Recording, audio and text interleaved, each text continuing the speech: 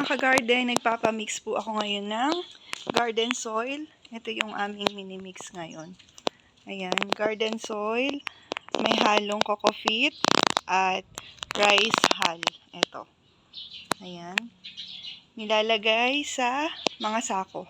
Ito yung mga sako na pagtataniman namin ng mga gulay. Ayan. Hindi pa tapos, marami pa kaming ilalagay sa sako. At magta-transplant kami ng mga gulay.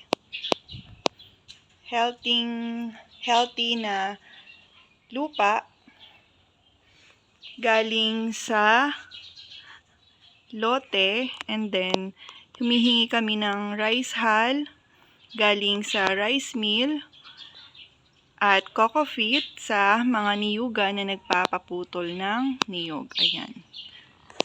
At yung mga sako namin ay galing sa aming Maylis Bigasan. Marami po kami mga sako. Kaya, kailangan natin sila lahat pagtaniman para meron kaming anihin ng mga gulay. Fresh gulay from our garden na soon po ay ibebenta namin sa aming Maylis Agri Store. Ayan. Ayan pa po yung mga lupa na imimix namin. Then marami pa dun sa likod.